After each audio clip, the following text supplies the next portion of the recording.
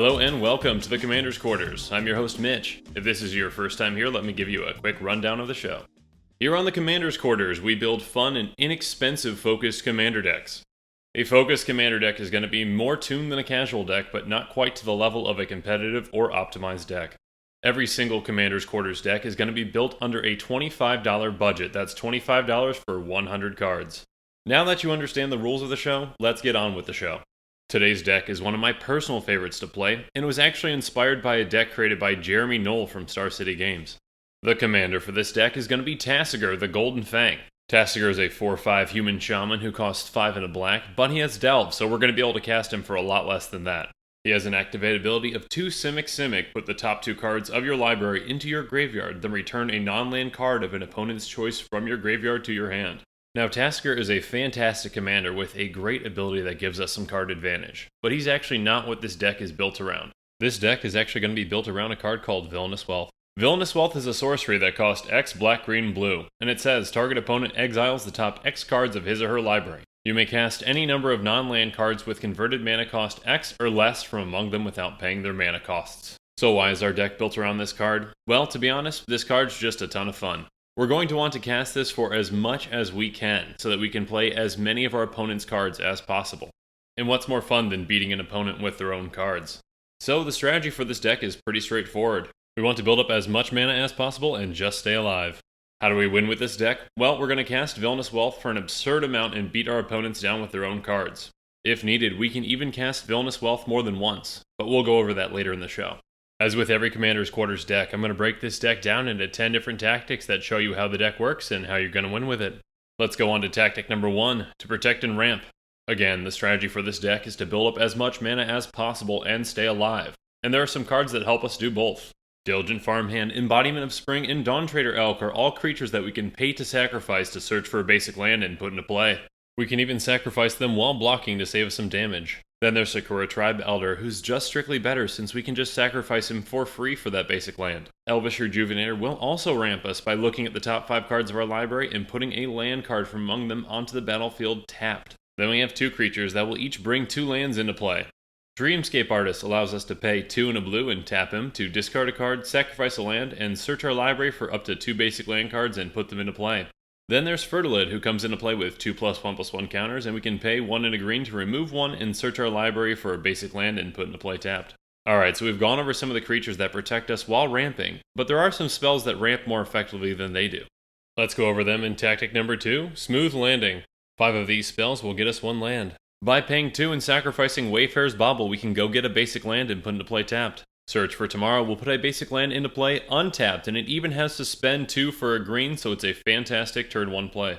As long as we have 4 or fewer lands, Edge of Autumn will go get us a basic land and put into play tapped. We can also cycle it by sacrificing a land, and we actually do want lands in our graveyard, but we'll go over that later. Rampant Growth will search for any basic land and put into play tapped, and Farseek will search for any basic land but a forest and put into play tapped. Next we are running 4 spells that put 2 lands into play. Let's go over them now. Harrow is a card that can ramp us at instant speed. We do have to sacrifice a land in order to cast it, but we can search our library for 2 basic lands and put them into play untapped. When casting Primal Growth, we can kick it by sacrificing a creature, and that will allow us to search for 2 basic lands and put them into play untapped. Then we have Grow from the Ashes, which if we pay the kicker of 2, it will allow us to search for 2 basic lands and put them into play untapped. Colony Heart Expedition is an enchantment with landfall, so once we play 3 lands with it in play, we can sacrifice it and search our library for 2 lands and put them into play tapped. Now I did mention that we don't just want lands on the battlefield, we also want some in our graveyard. Let's go on to tactic number 3, we're the millers. Now Tasigur's ability will mill us, but we also have other creatures that will help too. When Satyr Wayfinder comes into play, we will reveal the top 4 cards of our library, put a land card into our hand, and the rest into our graveyard. With Nyx Weaver in play, at the beginning of our upkeep, we'll put the top 2 cards of our library into our graveyard. We can even pay 1 black-green to exile Nyx Weaver to return a card from our graveyard back to our hand. Mirror Mad Phantasm is perhaps the most effective miller in this deck. For 1 and a blue, we shuffle him into our library and then reveal cards from the top of our library until we reveal him. Each of those other cards goes into our graveyard and he goes back into play. As long as we have the mana open, we can activate this ability as many times as we like, but we just have to be careful that we don't mill ourselves out of the game. We're also running 2 enchantments that help us mill. By attaching Chronic Flooding to one of our lands, whenever we tap that land, it's going to mill us for 3. Every single time we draw a card with Jace's Eraser in play, we can mill someone for 1. Usually we're going to mill ourselves, but it might come in handy to mill others out later in the game too. Finally, we're running 2 artifacts that help us mill as well. Codex Shredder can tap to mill anyone for 1, and we can also pay 5 and sacrifice it to return a card from our graveyard to our hand. Then there's Perpetual Timepiece, which we can tap to mill us for 2, or we can pay 2 and exile it to shuffle any number of target cards from our graveyard back into our library. So how is milling actually going to help us? Well, let's explain part of it in tactic number 4, I only buy organic. With Crawling Sensation in play, at the beginning of our upkeep, we can mill ourselves for 2. And then whenever 1 or more land cards are put into our graveyard from anywhere for the first time each turn, we put a 1/1 green insect creature token onto the battlefield. With this deck, there are many ways that we can get lands into our graveyard from either our library or the battlefield at instant speed. This is going to allow us to create a ton of insects, setting up a nice defense. Zendikar's Royal is another way that's going to help us create a ton of tokens. Whenever a land enters the battlefield under our control, it's going to create a 2/2 green elemental token. With the ramp that I've shown you so far in this deck, that can be either 1 or 2 or 3 in a turn. But there are also cards in this deck that will help you create an insane amount of tokens in 1 turn. Let me show you how. On to tactic number 5, getting out of hand. So after we've milled a ton of cards into our graveyard, we're going to want to play one of these 3 cards. Splendid Reclamation will bring every single land card from our graveyard onto the battlefield tapped. World Shaper will do the exact same thing, but he has to die in order to do so. Also, whenever he attacks, we get to put the top 3 cards of our library into our graveyard. And then there's the Mending of Dominaria, which is a saga. When it comes into play, and then when it gets its second lore counter, we're going to put the top 2 cards of our library into our graveyard, and then return a creature card from our graveyard to our hand. Once it gets its third lore counter, we're going to return all land cards from our graveyard onto the battlefield untapped, and then shuffle the rest of our graveyard back into our library. These cards are insane in this deck and will help ramp us a ton. We are running a lot of mill cards, lands that sacrifice themselves, and other cards that sacrifice lands. So it's not uncommon to have a dozen or so lands come into play off of one of these cards. Not only will they get us any kind of landfall effects like Zendikar's Royal, but they're also going to ramp us a ton. Again, the main goal of this deck is to cast Villainous Wealth for as much as we can, and these cards help us do just that. There are 2 other cards in this deck that help us generate an insane amount of mana. Dictate of Karametra is going to double what every single land on the battlefield taps for, including our opponents. It has flash though, so we can cast it right before our turn, so we can take advantage of it before our opponents do. Then there's Zendikar Resurgent, one of the pricier cards of the deck at $2.49, but it's worth every single penny. It's simply a better version of Dictate of Karametra since it's only going to double up our lands. And it also has the nice added benefit that whenever we cast a creature spell, we get to draw a card. With all of our ramp spells and mana doublers, it's not uncommon for us to get up to 20, 30, or even 40 mana in a turn. But while we're doing all this ramp, our opponents aren't just going to be sitting still and watching us, they're going to be trying to kill us. So let's go on to tactic number 6. I'm rubber, they're glue. We're going to be running cards like Reigns of Power, Domineering Will, and Illusionist Gambit to help protect us from attacks. Reigns of Power will let us switch our creatures for someone else's, so we can block with their creatures when we're attacked. Domineering Will give us 3 of our opponent's creatures to block with. And then Illusionist Gambit will force an opponent to attack another player with the creatures that we're going to be attacking us. By paying its overload costs, Bluster Squall is going to tap down every single creature we don't control. Most of the time, we are going to cast this defensively in order to prevent attacks. Then we have Aetherize, which will bounce all attacking creatures back to their owner's hands. Aether Spouts also stops attacking creatures in their tracks, but instead of bouncing them, it's going to put them on the top or bottom of their owner's library. Then we have Whelming Wave, which will pretty much bounce every single creature back to their owner's hands. Alright, now that we've talked about ways to prevent our opponents from getting to us, let's talk about ways that we can actually get to Villainous Wealth. It's time for tactic number 7, drawing closer. We are going to be running a few draw engines in this deck, including Monastery Siege. By choosing the Cons mode on Monastery Siege, we will draw an additional card at our upkeep and then discard a card. With Rites of Flourishing in play, at the beginning of each player's upkeep, they get to draw an additional card and can play an additional land during their turn. While this does help our opponents, it comes in huge for us with the ramp and additional card draw. Then there's Kumena's Awakening, which will draw everyone a card at the beginning of our upkeep, but most of the time it's just going to be us because we'll have the City's Blessing. Tatiova Benthic Druid is an absolute bomb in this deck. She has, whenever a land enters the battlefield under your control, you gain 1 life and draw a card. There are plenty of ways that we get lands into play with this deck, so we will be drawing a ton of cards and gaining a ton of life. Then there are a few cards in this deck that will help us get cards into our hand and into our graveyard at instant speed. Factor Fiction will reveal the top 5 cards of our library. One opponent will put them into 2 piles, and we'll pick one of those piles that will go into our hand, the other pile will go into our graveyard. Epiphany at the Drown Yard does the exact same thing, except for the number of cards depends on how much we put into X. Then there's Forbidden Alchemy, which will let us look at the top 4 cards of our library, and we can put one of them into our hand and the rest into our graveyard, and we can also flash it back for 7. Read the Runes is going to draw us X cards, but for each card we draw, we have to either discard a card or sacrifice a permanent. Then there's Ancient Excavation, which we can cycle away for a land early if we want, or we can cast it and draw cards equal to the number of cards in our hand, and then discard a card for each card we've drawn. Finally, we are going to be running 2 X spells that can just straight up draw us a ton of cards. Fascination will either draw us X cards or mill everyone for X cards. And with Blue Sun Zenith, we can make target player draw X cards, and then it shuffles back into our library. Both of these cards also serve as backup win conditions in case Villainous Wealth is ever exiled. So even though we've gone through ways to draw a ton of cards, put cards in our graveyard and get them back, we want to be absolutely positive that we can get Villainous Wealth. So let's go into tactic number 8, Wealthy Tutelage. We are going to be running 4 cards in this deck that will tutor for Villainous Wealth. We can transmute either Drift of Phantasms or Perplex to go get Villainous Wealth, since it has a converted mana cost of 3. Then we're running Diabolic Tutor, which will get us any card in our deck. Final Parting will do the same thing, but it will also get us another card and put it into our graveyard. This can come in handy by either putting a land into our graveyard or by putting a card that we want to recur in it. And now, the moment that you've all been waiting for. We have Villainous Wealth in our hand. What do? Tactic number 9, I want it all. The Golden Pig for our Commander's Quarters decks is going to be the number 1 card out of the 99. And of course, with this deck, our number 1 card is Villainous Wealth, what the deck is built around. Once we have Villainous Wealth in our hand and a ton of mana on the board, we're going to cast it for pretty much as we can. Again, it's not uncommon for this deck to be able to cast it for 20, 30, 40, or even more mana. And for each mana we put into X, we will get to cast a non-land card off the top of an opponent's library. Selecting the right target for this spell is crucial.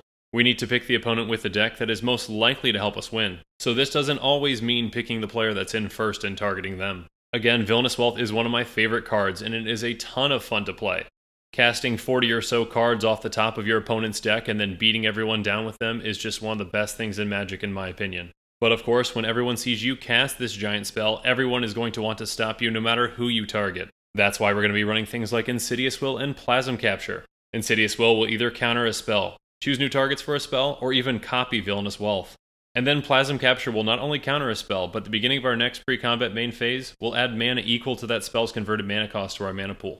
So what are we going to do with that extra mana next turn? Well, let's go into tactic number 10. Let's do that again. We are going to be running 7 forms of recursion in this deck to help us get Villainous Wealth back. Den Protector is a great one in that we can have it morphed on the battlefield ahead of time. After we cast Villainous Wealth, we can just Megamorph the Den Protector to bring it back to our hand. Archaeomancer and Mnemonic Wall will both bring us back an instant or sorcery when they enter the battlefield.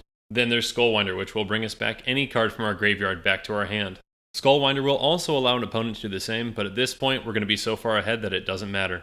Then we're going to be running 3 cards that can bring us multiple cards back to our hand from our graveyard.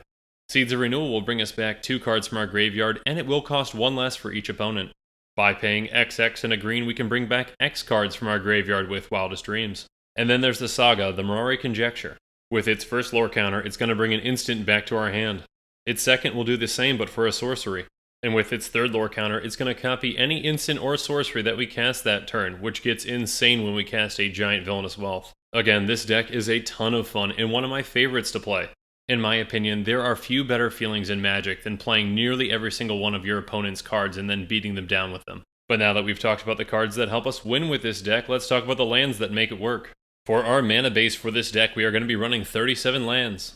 First up, we have Opulent Palace, which enters the battlefield tap, but taps for each one of our colors. Thornwood Falls and Simic Guildgate each enter the battlefield tap and tap for either a blue or a green, and Thornwood Falls even gains us a life. Simic Growth Chamber is going to enter the battlefield tapped and tap for a blue and a green. It also makes us return a land back to our hand, but that might even help with a lot of the landfall things that we have in this deck.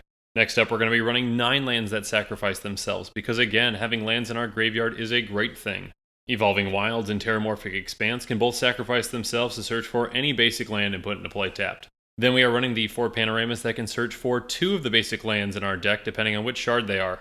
Warped Landscape and Terminal Moraine can both sacrifice themselves for 2 mana and search for any basic land in our deck and put into play tapped. Then with Blighted Woodland, we can pay 3 and a green to sacrifice it and search for 2 basic lands, putting into play tapped. We have a lot of ways in this deck to search for basic lands, so we are running 24 of them. 11 of those will be a forest, 10 are islands, and 3 are swamps. Alright, now that we've gone through every single card in the deck, let's do a quick price check. Our deck costs are calculated using TCG Player Optimization, optimizing with even heavily played and damaged cards because those cards need a home too.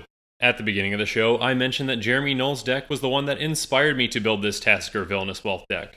I've included a link to it in the comments, and if you want to purchase it, it will set you back $364.46. In comparison, our deck comes in at a mere $24.97. But as with any of our Commander's Quarters decks, there are ways to improve them. So let's talk about some reasonable upgrades that you might consider for the deck. These first three cards are going to be lands that are just strictly better than some of the other lands in our deck, but unfortunately had to cut them due to budget. Bad River is going to enter the battlefield tapped, but then we can sacrifice it to search our library for an island or a swamp and put into play untapped. Unfortunately, at $2.49, we simply couldn't justify this card for the budget. At $1.19, we have Ash Barrens, which will let us cycle it away for any basic land. This not only helps us mana fix, but it also gets another land into our graveyard. Then we have Myriad Landscape, which enters the battlefield tapped, but then we can pay 2 and sacrifice it to search our library for 2 basic lands and put them into play. At only 79 cents, this is the last card that we cut for budget reasons, but it is a great include. The Gitrog monster is going to be huge for this deck, and that every single time we sacrifice a land, we draw a card, and he forces us to sack one every single turn. But he also allows us to play an additional land each turn to make up for that. At $8.64, he is a bit pricey, but definitely a good one to consider. Then we have Propaganda, which is just a really good way to prevent our opponents from attacking us by making them pay 2 for each attacking creature. Its price definitely reflects its value at $6.32. Eternal Witness would probably be the best form of recursion for this deck, but the effect is a bit expensive at $6.89. Now that we've gone through some current Commander cards to consider, let's go into our next section, Looking Ahead. In this section, we're going to look at spoiled cards which we might consider for our decks. At the time of this recording, Commander 2018 is just about to come out, so let's look through some of those cards. First up, we have Everwatching Threshold, which is an enchantment that costs 2 and a blue. It says, whenever an opponent attacks you and or a planeswalker you control with 1 or more creatures, draw a card. At $1.49, this might be a good way to deter your opponents from attacking you, or at least getting some benefit if they do. And then for $4.17, we've got Estrid's Invocation, which is also an enchantment that costs 2 and a blue. It says, you may have Estrid's Invocation enter the battlefield as a copy of any enchantment you control, except it gains at the beginning of your upkeep. You may exile this enchantment. If you do, return to the battlefield under its owner's control. This card looks like it would be a perfect fit for our deck. Early on in the game, it can be a copy of one of our draw engines or something like Zendikar's Royal. And then later in the game, when we have something like Zendikar Resurgent in play, we can exile this, bring it back into play, and have it become a copy of that. But mainly, I want to hear from you and see your take on the cards. So in the comments below, make sure you tell me if you would add either of these cards and why. And that about wraps up our show today. Thank you so much for listening. In the description below, you'll find the link to the deck list, as well as the links to our Facebook and Twitter, so feel free to reach out and say hi. Also in the description is a link to the Commander's Quarters Patreon page, and I just want to say a quick thank you to all the patrons that have subscribed so far. There are many benefits to being a patron for the Commander's Quarters, including being able to vote on future Commanders for deck techs. If you enjoyed this deck tech, please like it, subscribe to the channel, and check out some of our other deck techs. And with that, I'm out of here. Thanks again, and have a good one.